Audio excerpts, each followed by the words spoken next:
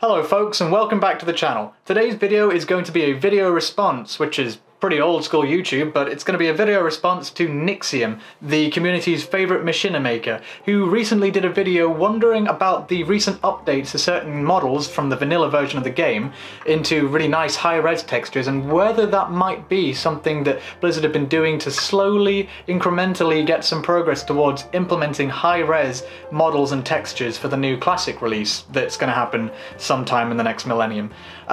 I've got the video on the back screen over here, as well as linked in the description. Do go and watch it, it'll give you some useful information and context for my video here, because I'm really directly responding to him. His main argument, though, was that as they've been updating these textures, so you got the chicken model that used to be just potato mode, and the frog model, all of that, the spider actually, you know, the orange spider, the furry one, that used to be my hunter's favourite pet. It had all the venom dripping from its fangs. It was super cool. 14-year-old me thought that was super edgy, and I kept that thing all the way till about level 43 or something, which is the only thing I managed to get to from like 3 years of playing the game. But hey, we were kids. None of us were very good at leveling back then. I like to tell myself that anyway. So what Nixxiom here and his dwarf lookalike are thinking is that the new updated textures, as well as Uther the Lightbringer's tomb being updated, these are all evidence of a push by Blizzard to secretly, surreptitiously update all of the vanilla models and textures so that when they release Classic, it's going to be all in a new version, a 2018 or 2020 lick of paint. And so Blizzard don't like to release things that aren't super polished. We know this. They cancelled Project Titan after, I don't know, 3 centuries of development and turned it into Overwatch, which is a great game, but Blizzard don't do things by half measures. They're such a behemoth of a company that they need everything to go through a billion different checks and approvals by different committees, I'm sure. So the idea of them releasing vanilla just as it was, with no bells and whistles, especially if they're expecting people to pay, you know, a monthly subscription fee, I find that unlikely. So Nixxiom's suggestion that they're going to update everything and make a sparkly new version of vanilla with all the gameplay the same, just update the resolutions and everything and the polygon count, I don't think that's unlikely. However, I don't think it's going to function the way he suggests it might, because if Blizzard were just to implement the new models, say they get rid of every model and put in new versions, it's still going to be a bit of a weird situation, because got my props over here. We're going to have a bunch of potato resolutions for the textures on the ground. I don't think that they're going to completely overhaul Stormwind, Orgrimmar, Undercity, every single bit of the continents of the game. That is a mammoth undertaking, and you know, if any of us remember Cataclysm, which I do, that is my least favourite expansion because it changed the way my classes worked and I wasn't happy with that. Just put me off completely. So when they updated the world for Cataclysm, when they ruined the world for Cataclysm, they spent so much time doing that in terms of just designer hours that it is argued by many that it led to the entire expansion being diminished because they just didn't have enough man hours to do everything else they needed. So the idea that they'd update the whole world just for Classic, I find unlikely unless they start to charge a separate subscription for Classic, justified by the fact that they've updated everything.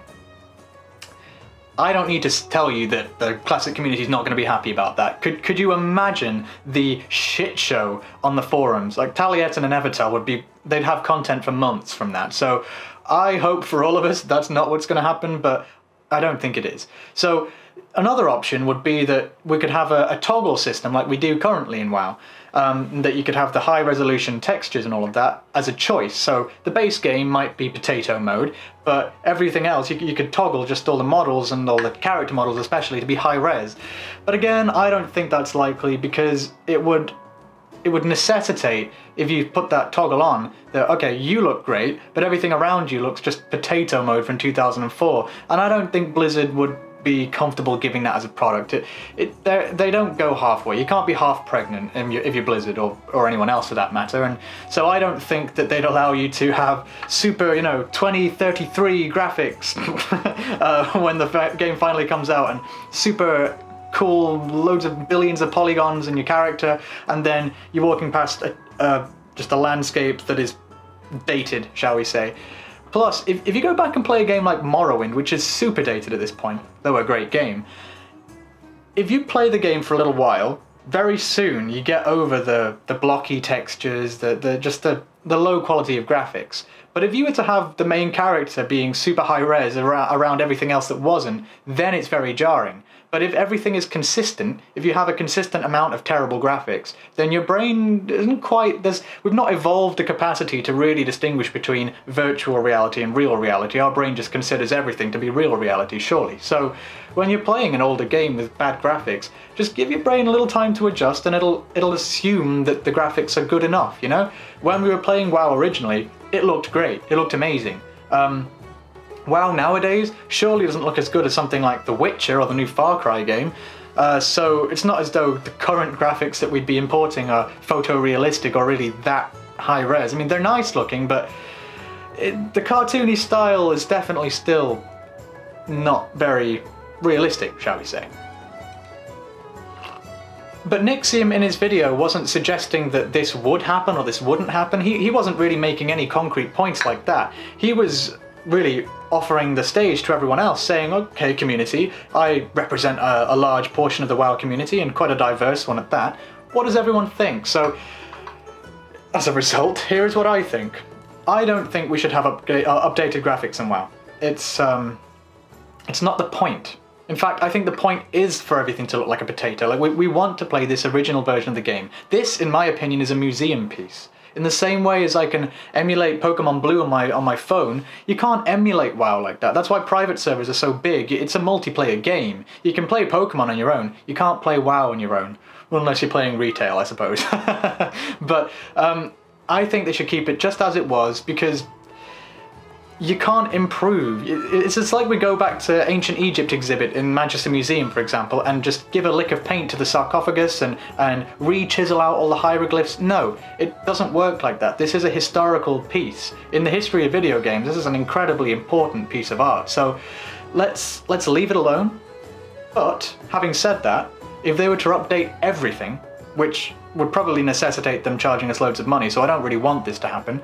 But if they were to update all the models and all the textures and landscapes, but leave it as a toggle that is default off, yeah, maybe. That'd be okay, because it wouldn't affect me. It might affect retail WoW, because there's a lot of people that don't want to play Classic because they're graphics snobs, you know? They're not used to that kind of retro gaming.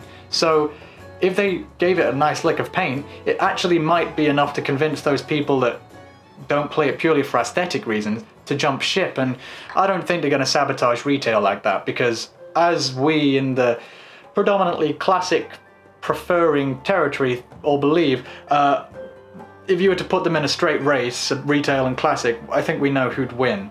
Look at the sub numbers, for example. So yeah, I think it's unlikely Blizzard's going to do this, but at the same time I'd be curious to play with the new graphics. I might like it, to be honest. There is a charm to the old blocky graphics, but if I could play retail graphics with that kind of gameplay, I think that might be okay.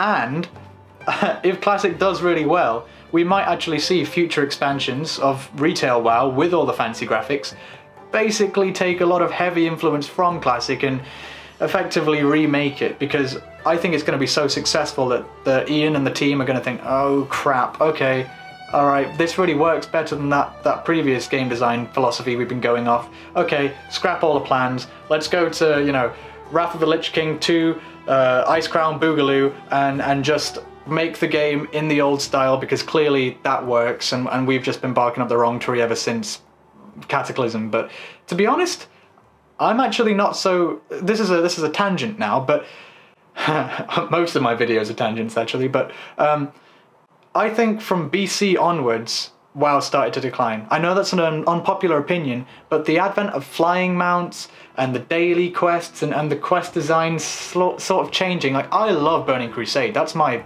main expansion. That's what I really played when I first started.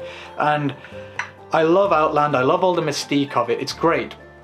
But flying mounts, people have a point. They really do take something away from the game. So if Classic is super successful, the idea of them moving on to Burning Crusade, I'd actually be against. I'd prefer them to redo Burning Crusade, fully being faithful to the classic way of designing things, because I think even by the first expansion they'd started to veer off on the path that retail is now too far down. So, thanks for watching everyone. This has been an interesting little video response. I've enjoyed it. And please stick around, talk to you in the comment section down below. Leave a like, subscribe, and please share the video if you can. It really helps. I'm only a small channel, but I'm really enjoying being back. I've got some ideas of projects to work on. I'm looking at the Nagrand music, but my final recital exam for my degree is next Wednesday, so I really should focus on that first, and then I can get onto the music-y stuff again, because those videos take so much time, and maybe it'd be best to build a bit of an audience first, so that time could actually be well used for a bunch of people rather than just a handful. But anyway, I'll see you all in the next one. Thanks for sticking around to the end of the video. I really do appreciate all the comments you guys leave me. It genuinely makes my life considerably more enjoyable. Apart from the last video I did, which I'll be linking on the screen or in the description, or both, which I was talking about potentially pay-to-win aspects of personal loot and loot boxing generally in WoW. It's a bit of a contentious video, a bit of a controversial one, because I was thinking off the top of my head, as I usually do, and let's just say Reddit didn't take very well to it. I had a lot of downvotes, so I deleted the post. But I'd be definitely interested to see what your take on the video is, so go and take a look and let me know what you think. See you in the next video, guys, and stay chim. I'll see you around.